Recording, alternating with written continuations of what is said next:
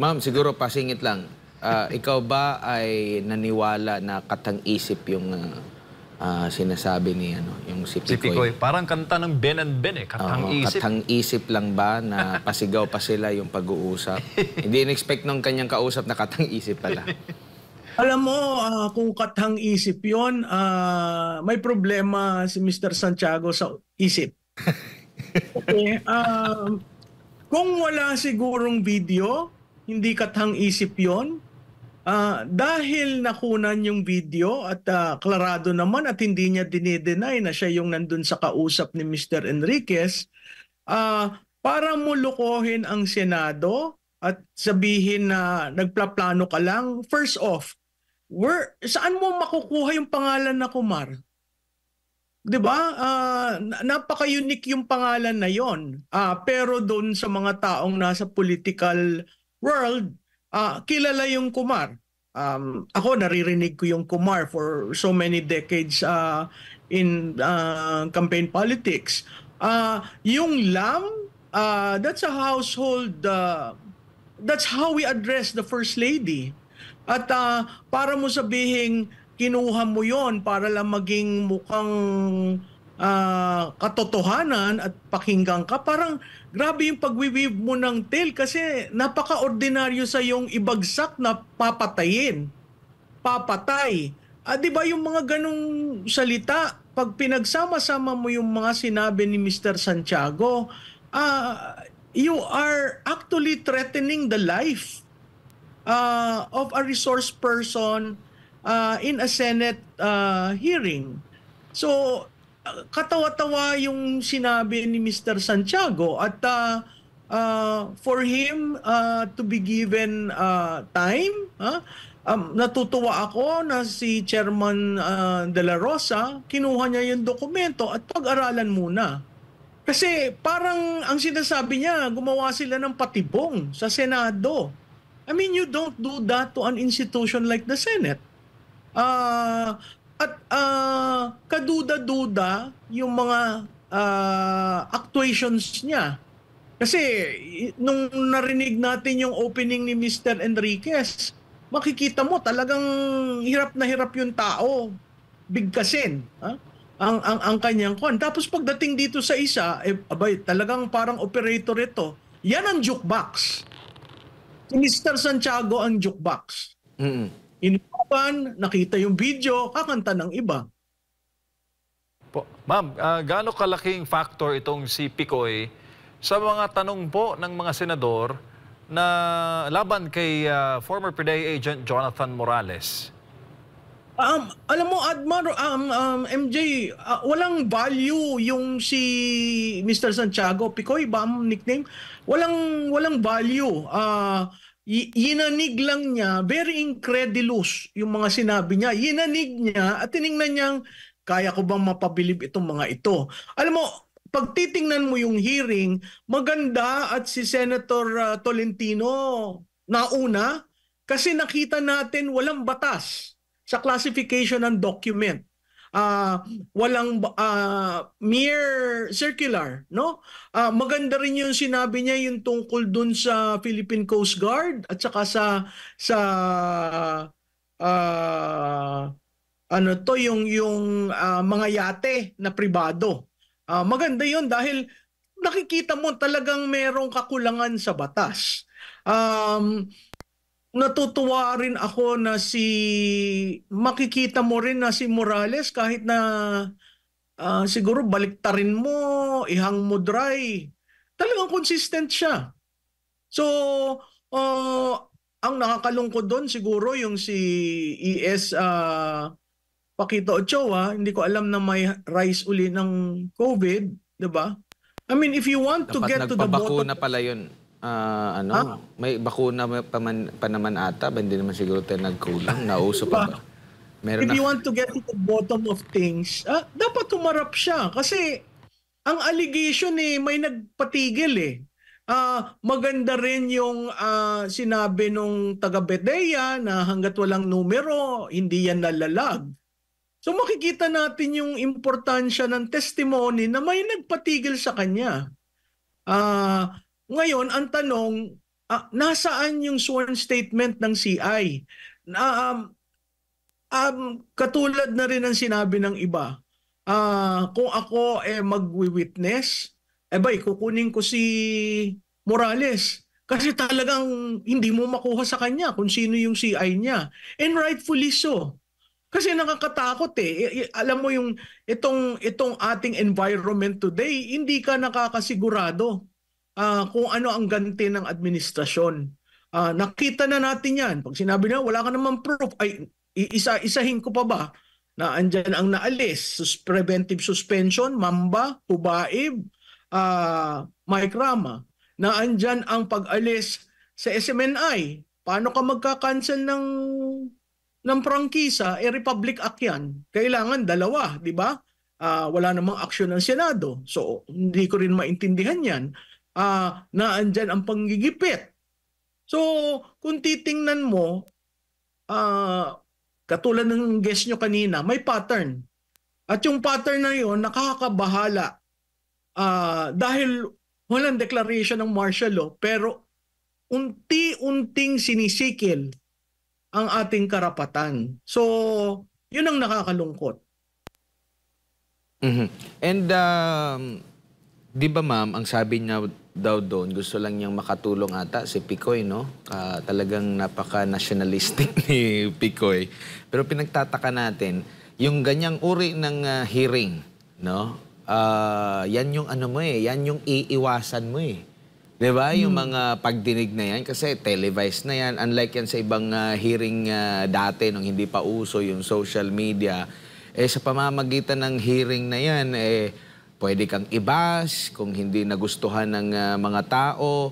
Kumbaga iiwasan mo yan 'di ba? Mas gugustuhin mo pang sa korte kasi kayo lang doon at hindi lalabas siguro yung mga information. Pero siya talaga gumawa siya ng katang-isip para lang lumitaw diyan dahil sa pagmamahal niya at may concern siya. So kumbaga yun yung punto ni Senador Bato na ano ang connection mo dito sa issue na pinag-uusapan na lilitaw ka at may lakas kang loob na lumitaw.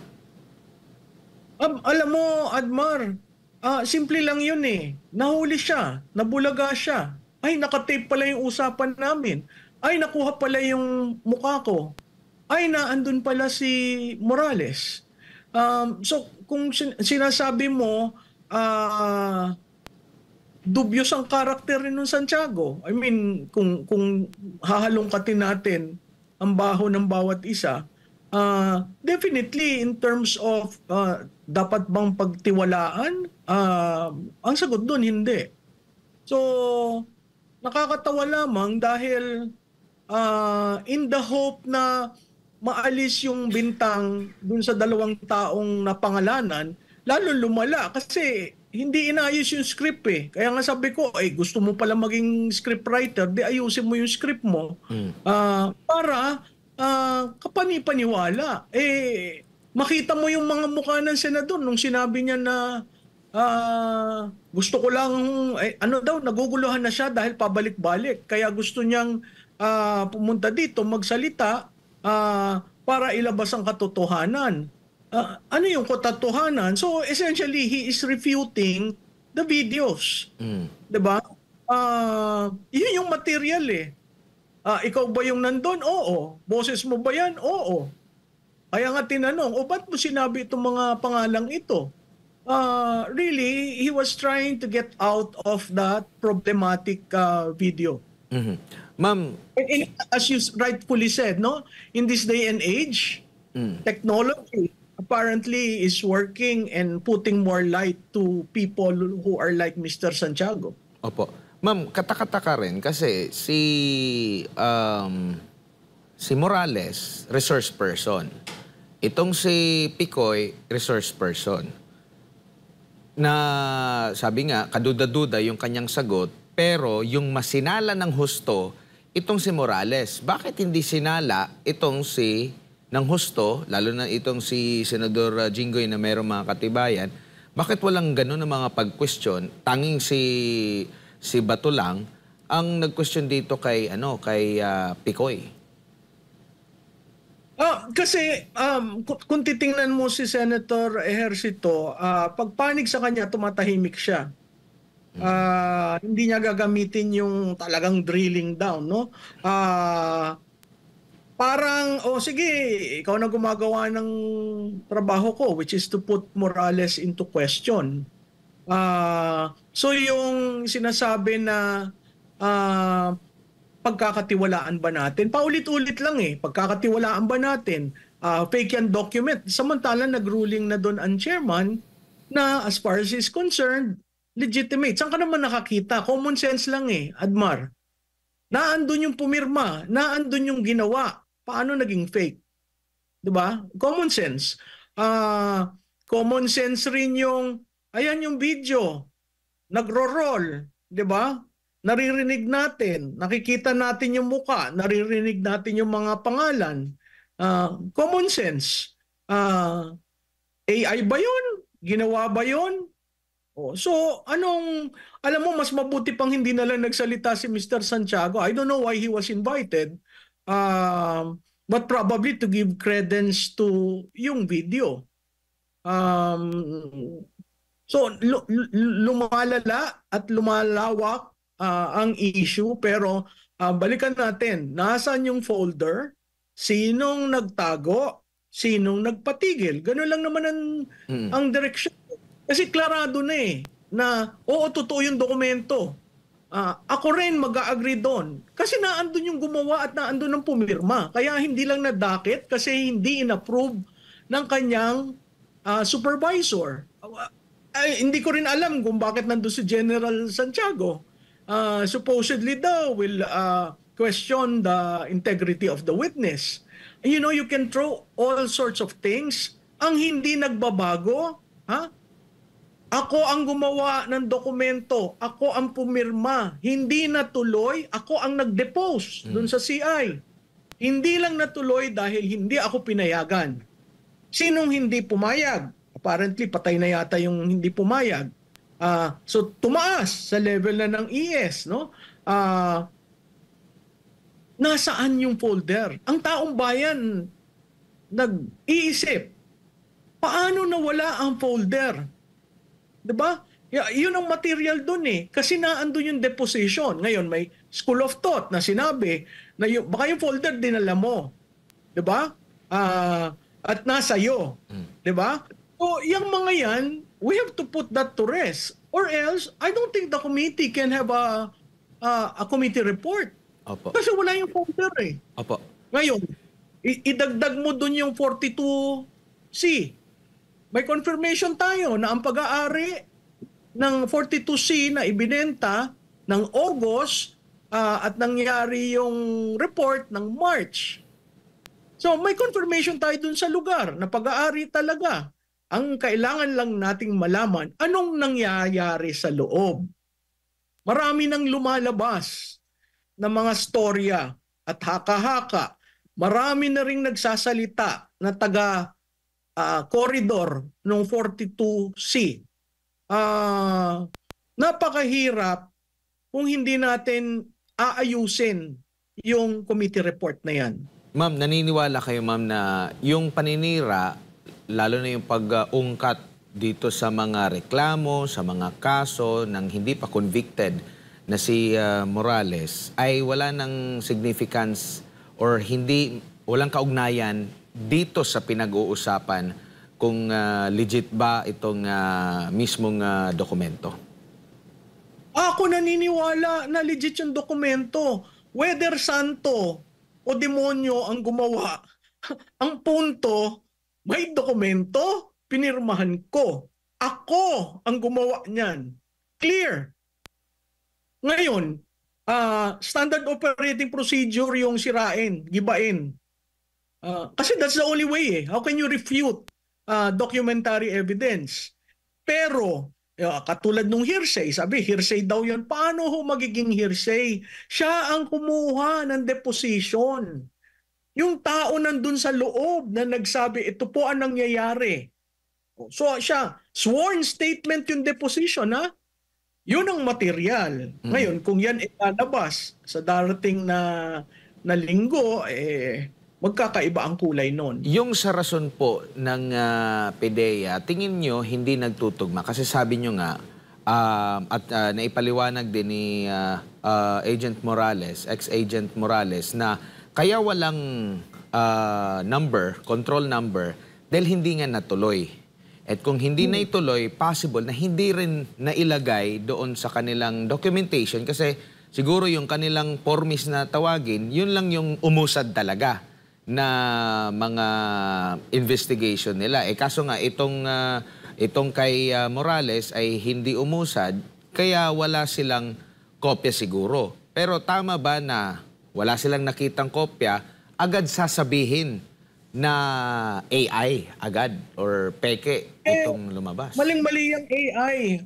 Hindi naiintindihan nung nagsasabi kung ano ang AI. Tama si Senator Bato, no? Napaka-ordinaryo yung butas na supposedly may fastener. That's a very old way of sleuthing. Pero tama siya. Kasi yung butas hindi magagawa ng AI eh. 'Di ba? Yung kanilang IT na manner of logging in, nung presentation ng PDEA, talagang pinakikinggan ko kasi at what point kailangang ipasok. Kung tatandaan nyo yung nangyari kay Morales under the old system, which is paper and pen. So siguro may filing system sila doon. Nung sinabi niyang iniwan ko doon, tapos tinanong siya, kanino mo iniwan? Doon sa investigation and blah blah blah. It looks like somebody from there or si Morales ang nagdala ng folder. Kasi hindi na nailagay doon sa sistema ng dati. Hindi doon sa Formis ba yan? Yung Formis kasi is na yun, may IT system na sila noon. So, dalawang bagay lang yun. Either may nagtago, may bumunot, o na kay Morales. Tatlong bagay. Ma'am, ano sa tingin niyo yung face-off kanina ni Agent Morales at ni Senator Jinggoy? Si Senator Jinggoy ay convicted. Si Agent Morales, investigador. Gaano kalaking dagok yun? Parang nakahanap siya ng katapat, si Senator Estrada, kay Agent Morales. At ano yung dagok yan sa kanyang political capital? Alam mo, MJ, hindi na sana dapat umabot dun eh. Pero yung pamamaraan kasi ng pagtatanong ni Senador Estrada, parang idinidiin na, ikaw, ang dami mong records, ito. Alam mo, kahit demonyo, paulit-ulit nga ako, kahit demonyo ang background dun tao, kung sinabi niya, ang material doon, ako ho ang gumawa, ako ho ang pumirma, dokumento ko ho yan. So, kung dadalhin mo sa arena na ang dami mong kaso, kaya bilib ako doon kay Morales, matapang, talagang consistent siya. At talagang sinabi in your face, ako ho hindi convicted.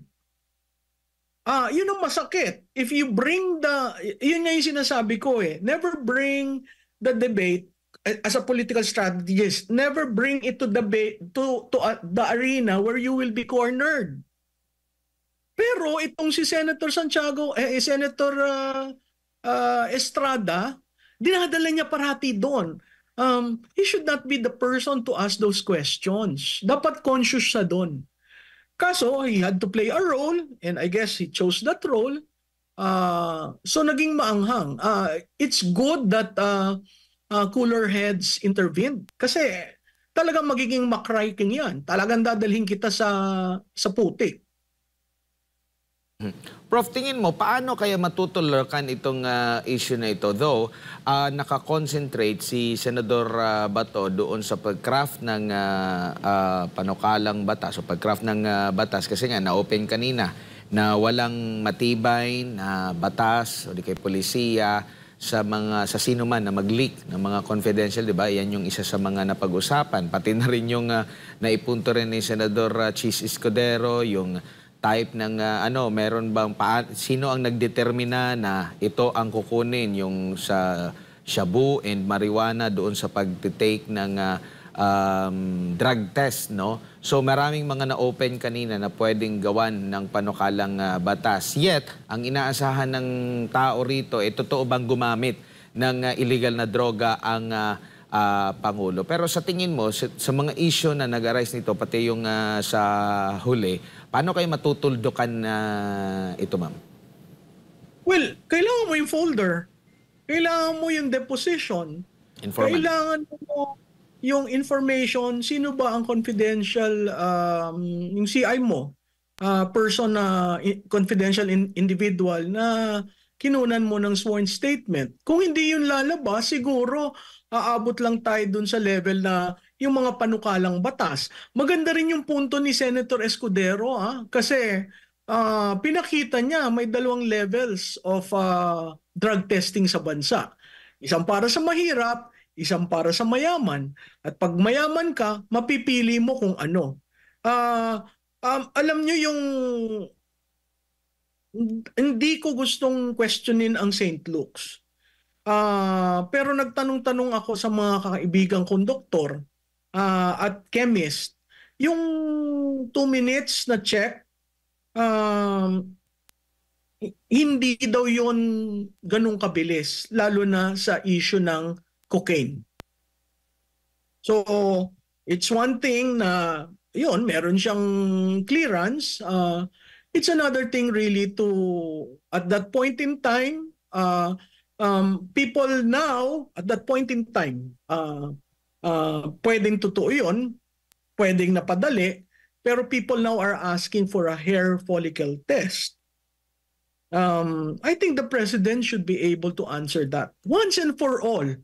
Kasi that's the only thing people are asking Kung hindi sasabihin ni Morales kung sino yung CI niya at hindi natin makikita yung folder, thereby hindi natin makikita yung sworn affidavit ng mga CI niya. The other thing is really for the president to take that hair follicle test.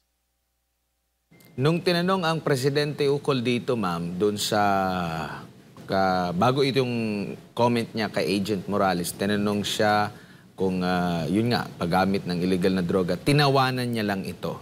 Na ngayon, nung tinanong naman si Morales, yun nga, resource person lang si Morales, ang sabi lang niya, iimbestigahan pa lang. Dahil yun ay parte ng operation. Hindi pa matumbok, hindi pa agad makapagsabi na gumagamit talaga. Kasi nga, iimbestigahan pa lang. Meron lang informant na nagsabi, subject lang siya muna sa operation na iimbestigahan. Yet, nung tinanong si Pangulong Bongbong Marcos, una, tinawanan niya. Pero nung kay Agent Morales na, marami na siyang nabanggit na kesyo professional liar and itong si ay isang jukebox. Alam mo, ang jukebox talaga maraming kinakanta, depende sa naglalagay ng pera. Sa tingin ko si Morales consistently hindi siya jukebox. Yung pan Santiago. Tapos seriously, kung ikaw ay Pangulo na kine-question ka left and right, hindi ba the most normal thing to do is to get on with the challenge? Kasi if you have, marami nagsasabi, alam mo, nung bata ka, kuminsan sinusubukan mo, pag tumanda ka, nagmamature ka. Madali yung sabihin sa mga taong natuto, karamihan nung natuto, namatay na. No? Very late in the game that they realize nakakaapekto sa utak, nakakaapekto sa iyong physical constitution. Ito, yun ang doubt ng tao Kasi kung ikay gumagamit pa ng cocaine, anong impact nun sa isang Pangulo? Yun Yun yung namimiss. Hindi dapat tawanan dahil yun ay personal na bagay na kailangan mong pakinggan at gawin dahil ang taong bayan ang nagsasabi. Di ba nahalal ka ng taong bayan, you owe the mandate to the people. So kung ang mga tao nagsasabi na, sir, sige na, patest ka. Di ba? Make it public. Everyone there.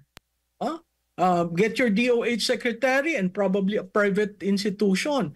Let's finish this so that we can move. We cannot move as a nation. Kasi parating may doubt doon. Tama ba yung desisyon niya? Bakit nagkaganon? Ba't paiba-iba? Ha? Bakit pag nagsasalita siya, iba? Bakit pag may prepared text, okay naman. Pero pag sa interview, makita mo ilang interviews na yung talagang ang haba ng air. Na hindi mo maintindihan. Naintindihan kaya niya yung tanong? So, hindi na yung hindi na personal may apekto sa panunungkulan. Doon sa apekto sa panunungkulan, kailangan, 'di ba? Healthy ba si Pangulo? Yung ibang mga pangulo sa ibang bansa, they open up the executive check-up. Hindi ba dapat ang pangulo natin sagutin yung tanong? Ang tagal na nito. Ang nangyari, yung si dating Pangulong Duterte pa ang naresbaka na dahil daw sa fentanyl, kaya ganun. Pero ang sagot naman ni dating Pangulong Duterte, may prescription naman ito sa doktor at legal ito. Ang tanong yung paggamit ba ng legal din ba? Kumbaga, nililihis niya, hindi niya sinasagot agad-agad. Kaya yung agam-agam, ay ando doon. Pero kumbaga, kung para makuha yung nawala sa kanya na suporta dahil nga naniwala dito sa sinasabi na baka gumagamit siya ng illegal na droga, kaya yan yung naging resulta sa kanya, siguro para mapanumbalik sa kanya yon, dapat gumawa siya ng hakbang na mapagkakatiwalaan or muling babalik yung tiwala ng mga nawala sa kanya dahil naniwala dito sa mga naratibo na ito na siya ay gumagamit ng illegal na droga. Tama yan, Admar. Yung nawala, sa tingin ko, mahirap mong maibalik. Pero maibabalik mo yan kung ikaw ay nagpa-hair follicle test at ang resulta ay negative. Move on tayo. Pero hanggat hindi niya yung ginagawa, forever yan ang question. Kasi tuwi siya magde-decide, ang taong bayan magtatanong, nasa tama bang frame of mind ang Pangulo nung ginawa niya yung desisyon? Doon na umaabot so nakakalungkot. Kasi ngayon nabanggit na naman, bubuuin daw yung unit team. Paano mo bubuuin yung unit team? Ang sumira sa unit team kasama mo. 'Di ba? Ang sabi nga ng mga netizen, pagbuo ng unit team, pagkakaisa doon sa dilaw, doon sa mga pulahan, yun na yung nakikita natin Hindi ba yon proof na tama kaya yung sinabi niya? Tama ba yung pagrinig ko? Kaya nung announcement ng Alyansa ng Bagong Pilipinas, bubuin daw ang unit team. Anong unit team? Diba? Susubukan natin buuin ang unit team. We will reach out to everyone. Seriously. So hindi pa pala nabuo nung during kampanya nila? Baka ibang unit team siguro. Pero Ma'am Malu, napag-uusapan natin itong pabago-bago. Kung maalala natin, naging issue kay dating Pangulong Rodrigo Duterte itong gentleman's agreement, no? At ang bilis nakapaglabas ng pahayag mismo si Pangulong Bongbong Marcos na nakakatakyot.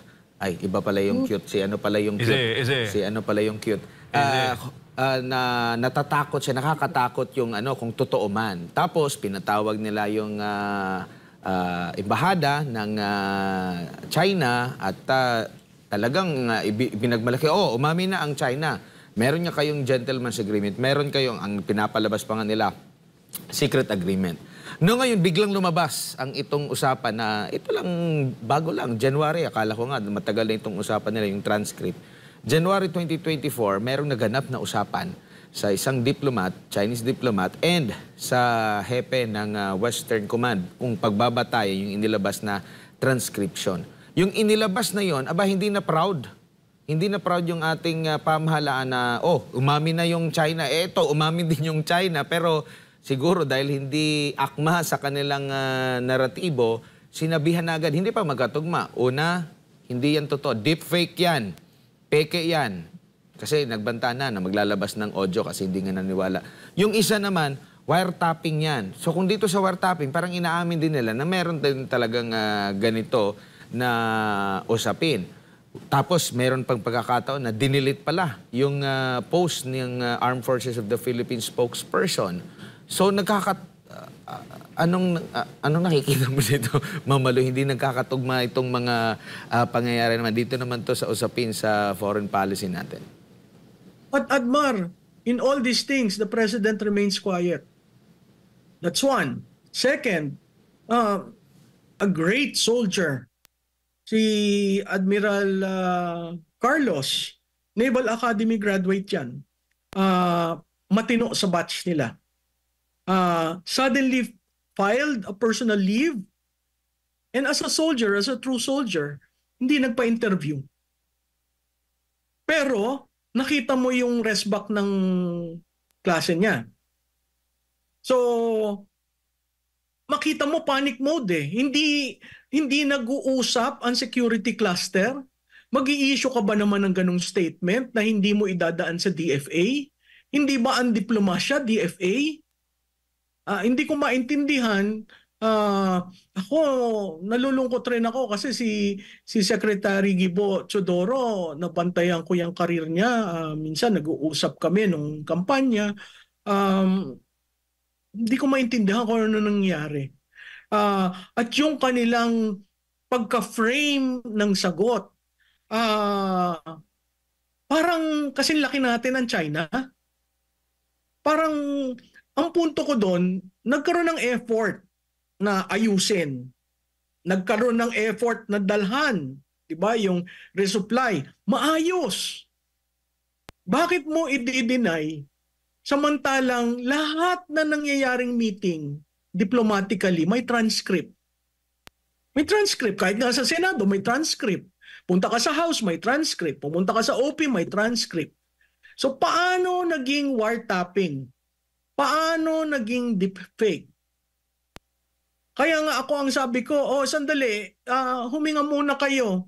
Ayusin nyo yung script dahil nagmumukha tayong katawa-tawa sa international. Na ang tingin sa atin, higante na tayo. Ayan, kasama na ang US. Pero, nung pinalabas yung transcript, naggulantang ang security cluster. And in all this, nasan si Presidente? Nakita, kung titingnan mo yung transcript, more or less malalaman mo kung sino yung redacted eh. Kung sino yung nakaitim. Yung isang mahabang itim, sa tingin ko ang Pangulo yun. So, ang akin ay bakit mo dinedeflect kay PRRD ang isang bagay na yung palang Enero lang, kayo yung nagkaroon ng pagsasaayos. Hindi masamang subukan ang 1+1. Hindi rin ako nag-agree na kailangan tayo para magpaalam. Huwag bang paalam. Siguro, i-communicate lang na kami pupunta. Whether you like it or not, pupunta kami. Yun lang ang hindi ako agree doon. Dahil para nating sinorender na ang ating sovereignty and territorial integrity. Pero, to deny it and to come up with excuses, hindi ba yan proof na very unstable ang mind ng Pangulo? Kasi siya doon, nag-approve. Alam naman si Admiral Carlos, gumawa ng decision on his own. Hindi yan, kilalanin niyo si Carlos. Hindi yan gagawa ng sariling desisyon. Kaya makikita mo, all of a sudden, tumahimik.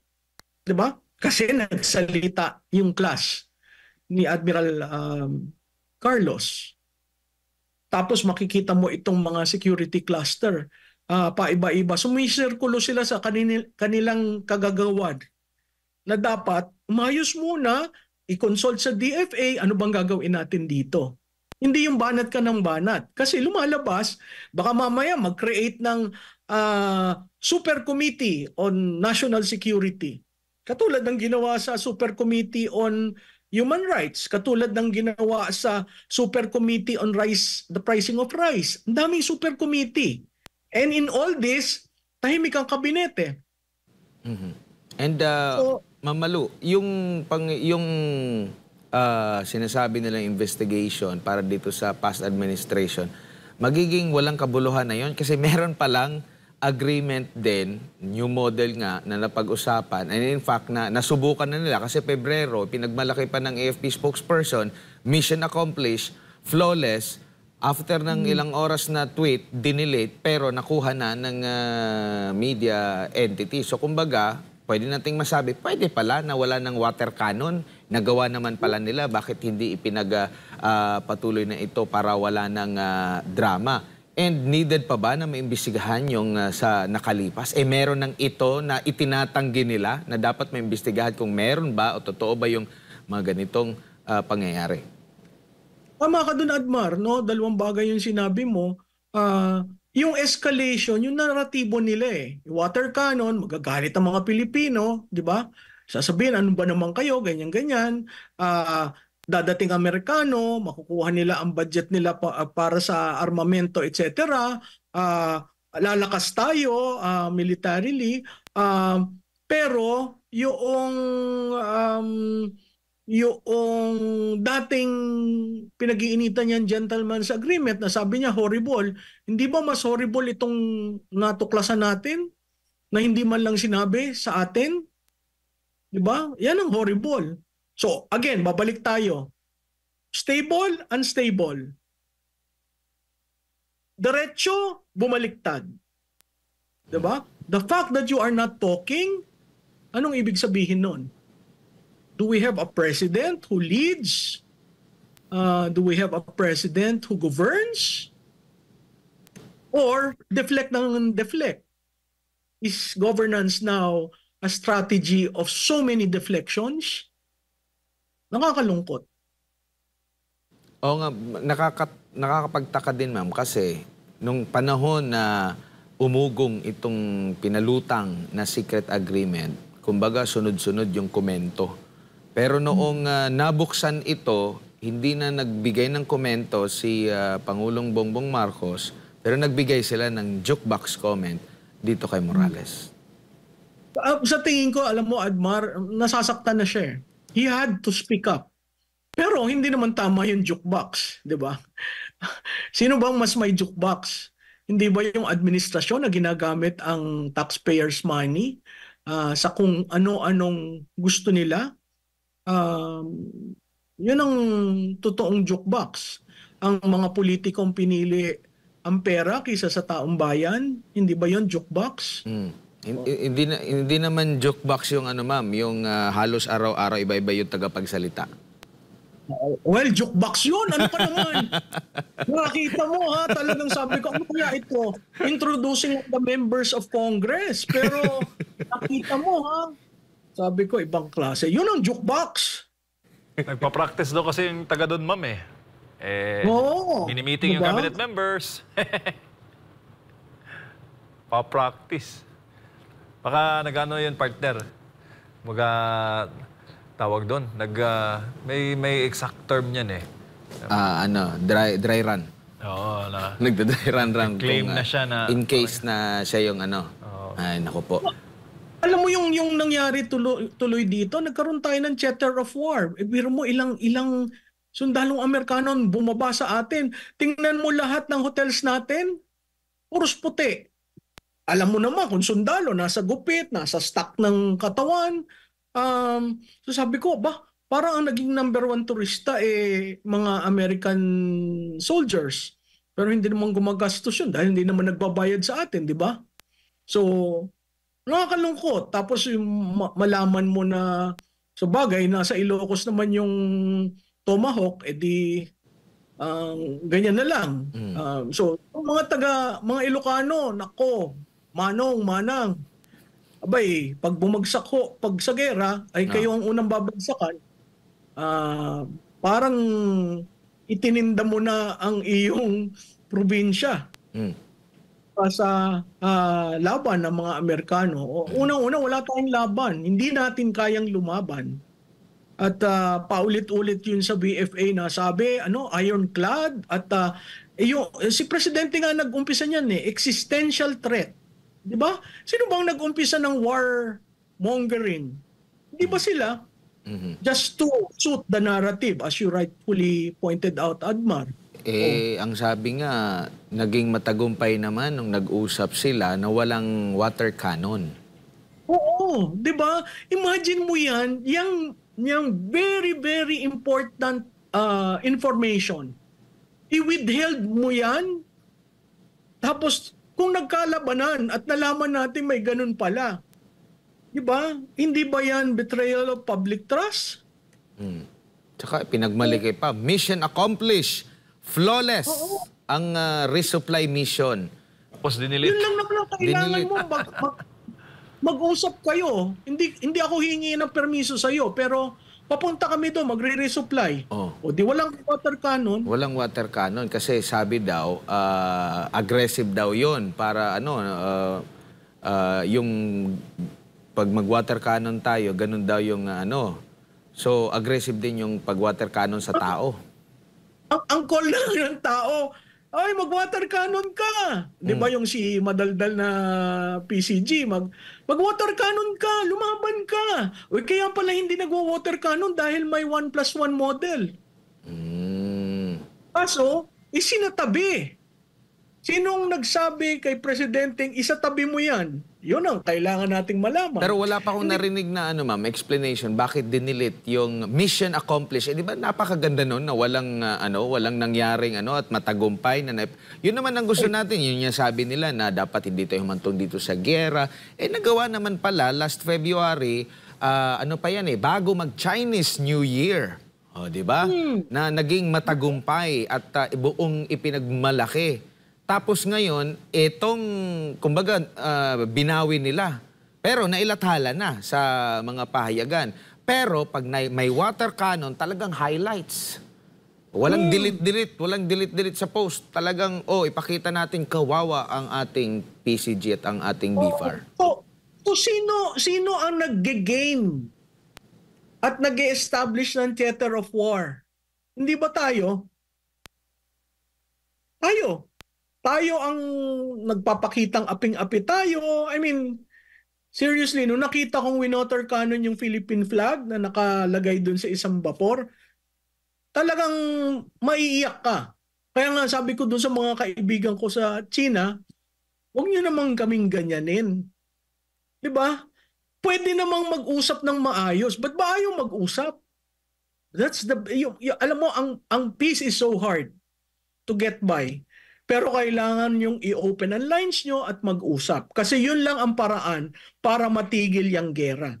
Dahil hindi ho tayo mananalo sa anumang gera. Talo ang Pilipino. Kung nakita nyo ang Batanes, kung nakapunta na kayong dalawa sa Batanes, that is one of our beautiful provinces. Talagang last frontier. Ngayon, anong hitsura ng Batanes? May armo, merong lookout. Nakakalungkot dahil pinapagahasa natin na approve ng gobyerno ang ating bansa. Yun ang nakakalungkot. Para saan? To play the white man's game? To get the money of the Marcoses? Diba?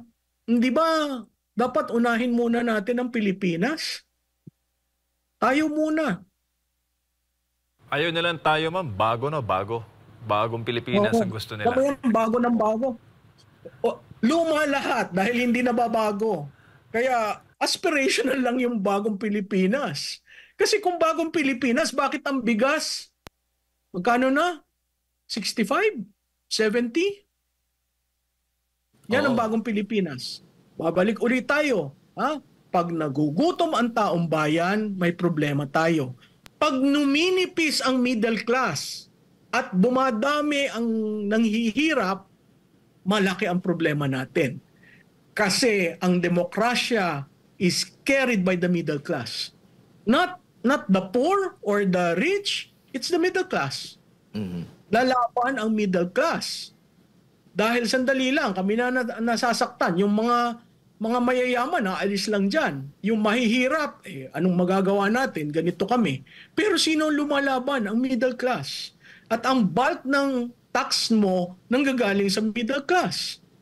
So, tandaan mo yung, he says he's an economist, so, you know. Eh di ba ma'am, pag papasok ka sa isang bakbakan, dapat ihanda mo muna, lalo na yung mga tao, publiko, ready sila. Eh paano kung gutom sila? Handa ba silang makipagbakbakan?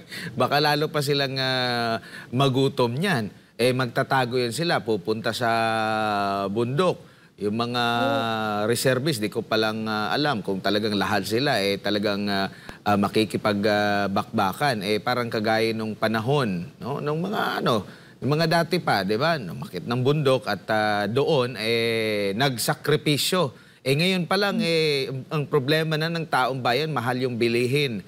Inaamin nila na nagutom sila.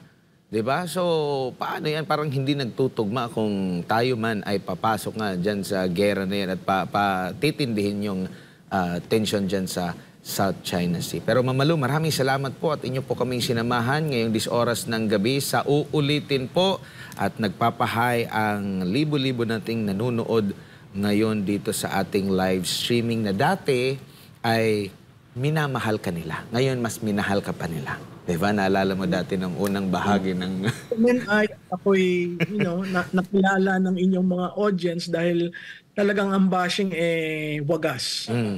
Pero ngayon, ma'am, wala na. Naliwanagan na siguro sila, ma'am, dahil sa mga matinding paliwanag po ninyo.